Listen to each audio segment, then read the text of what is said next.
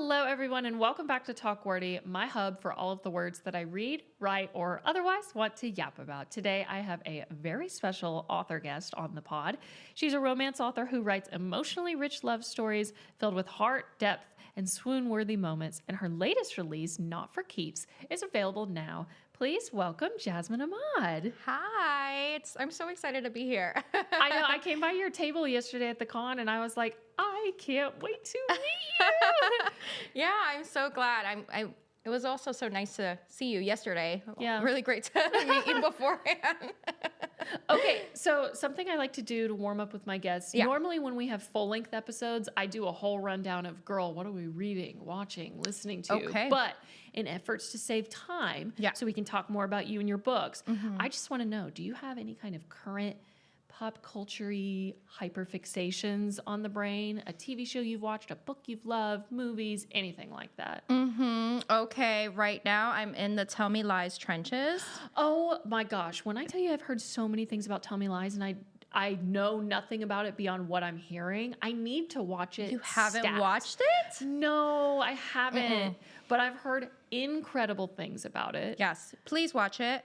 And please mentally prepare yourself for the absolute trauma that you're going to get from watching it. Ooh, okay. Let's see. I might need to get out of my seasonal depression era. February. Yes, get out of that first. I'm like, once we get to March, I will come and I will watch Tell Me Lies. Exactly. Get out of there first and then go under the Stephen DeMarco trauma train. Yeah. You'll love it. Okay, absolutely, will do. No, I've heard so many good things about the show. Is it on Hulu? It's on Hulu. Yeah. Okay.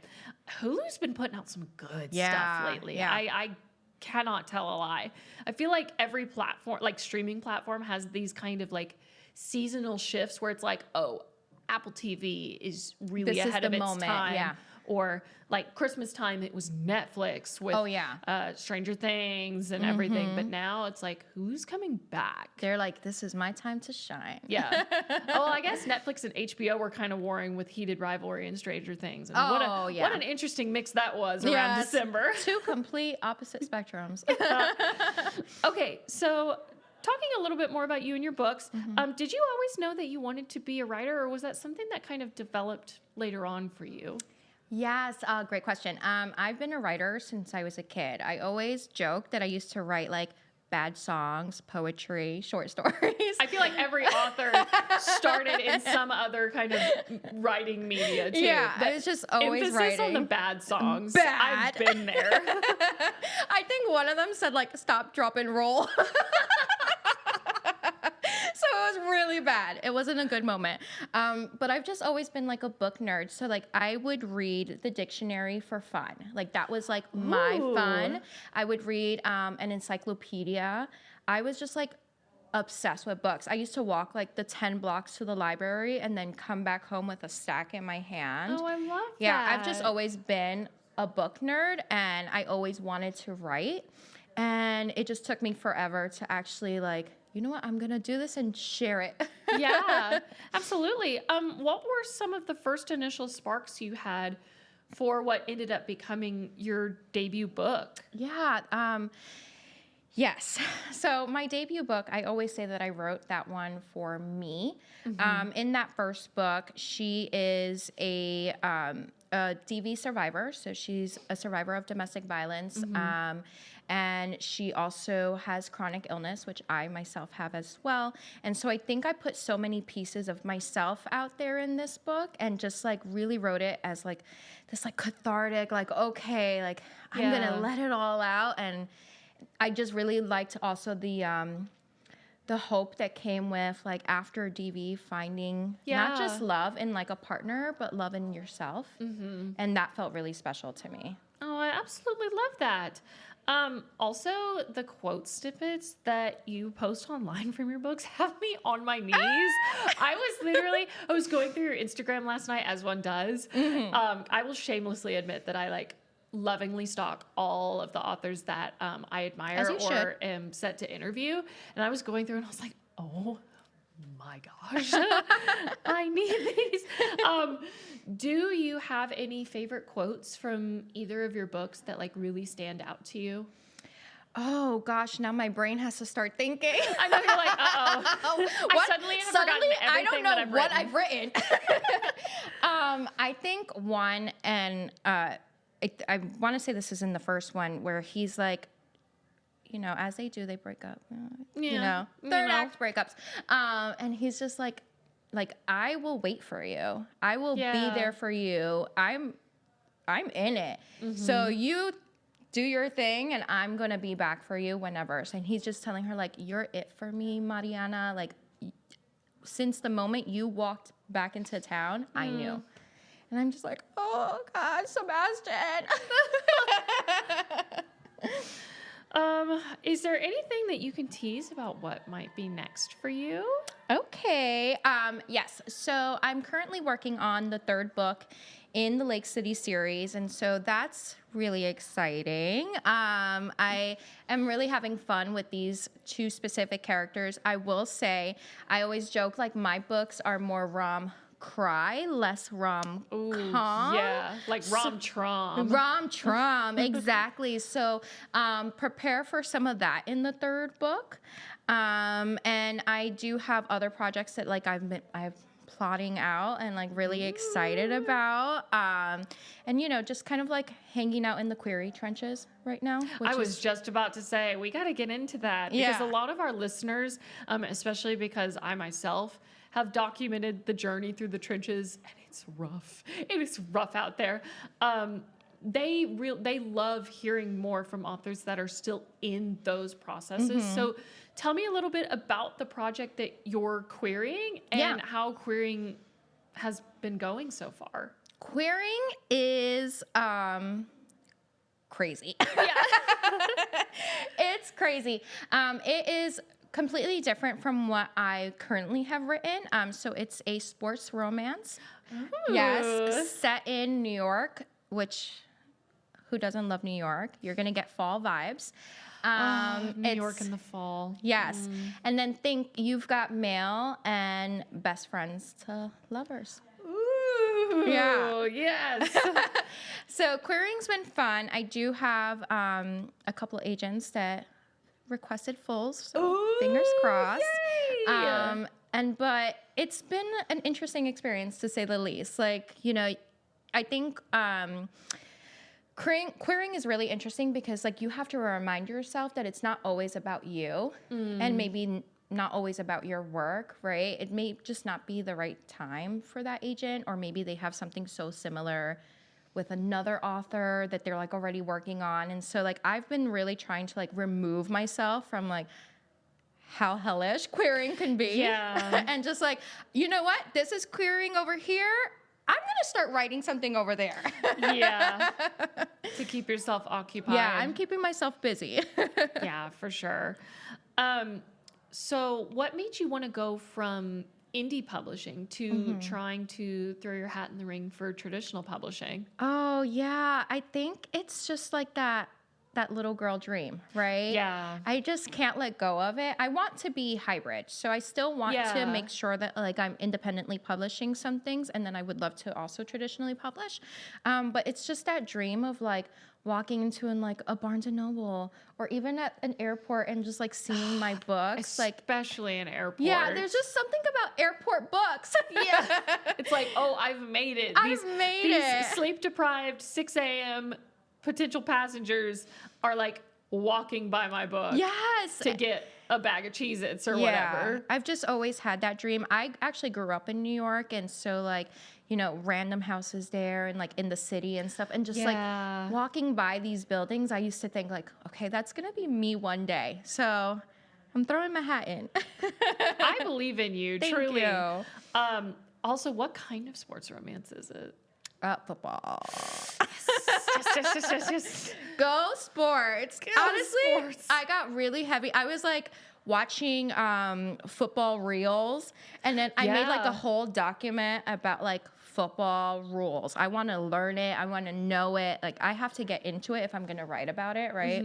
And so I was like, oh, that was a good play right there. Yeah. Ooh, they really got the zone coverage going on here. Whatever that means. But I've heard somebody say it. I've heard it on the New Heights podcast. Yeah, there you go. New Heights. Yeah. So do I take it, did you watch the Super Bowl this year at all? did. Okay. Thoughts on the game or the halftime show? Either. The game was very boring. It was. I think the right team came out on top Yes, in absolutely. the end. I agree. But The right team won. I just wish I saw more action during the game. And honestly, I was there for Bad Bunny. Yeah. Like, I'm Puerto Rican. Yeah. So Bad Bunny is basically my family in my head. Like, we're related. And so I was really excited. And there were just so many like little things that he put, like all of the nods. Oh my God, my heart. There was like piraguas and then the bodega and things like that. Like, or the little kids sleeping at the party. Cause like, Yes, on the chairs. Yes, that's what we do. Like Yeah. I was the little kid sleeping on chairs because my parents were partying. Yep.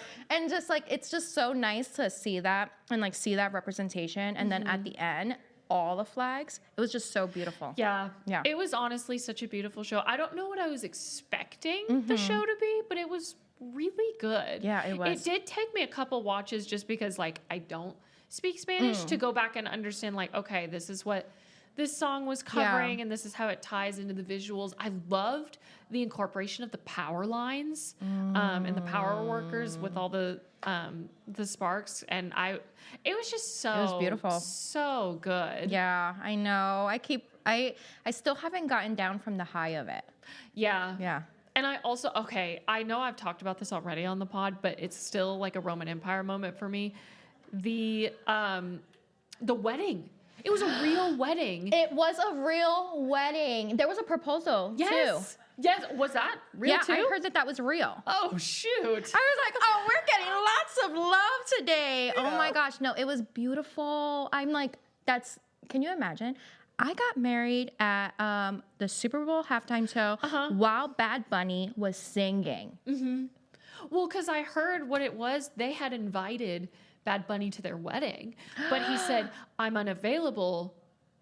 However, Uno Reverse, do you want your wedding to be at my halftime show? Which I think is, honestly, props to that couple for going full throttle. That's insane. With it. Yeah, I don't want that many people looking at me, I don't think. I was nervous at my own wedding and it wasn't even that big. Okay, to close out the episode, I want to do a short little game of this or that. Okay. There are no wrong answers. There are only your answers. Okay. Okay, so standalone or series? Ooh, I'm a series girl. Yeah. They're so good. I love it. Especially whoever came up with interconnected standalones, they need a raise. Oh, yes. Absolutely. Immediately. Geniuses. Binge read or slow read? Oh, that depends. Oh, gosh. But I think I am a binge reader. Yeah. What's the last thing that you binge read?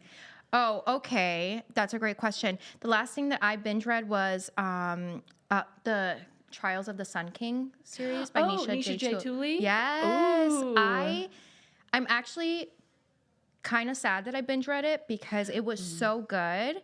And now, you wanted to kind of now I'm extend depressed the that it's experience. over. Yeah. I kind of wish that I could wipe it from my brain and reread it. I was just about to say something that I've loved asking authors is like, if you could wipe your memory and reread a book for the first time. I want to reread that one. Yeah. Like it was perfect. You guys read it. Please. I've heard nothing but good things about her books, so I'll have to check it out. Books that make you cry or books that make you laugh? Okay. Books that made me cry. There was this book, You've Reached Sam. Oh my gosh, yes, about the by Dustin Thau. And when I tell you that I was cooking dinner, reading the last few pages, sobbing my eyes out. Oh, I bet, yeah. But it was the most beautiful story. I have a friend that, she reads books like professionally at this point. Her year recap is in like the 200s. Yeah.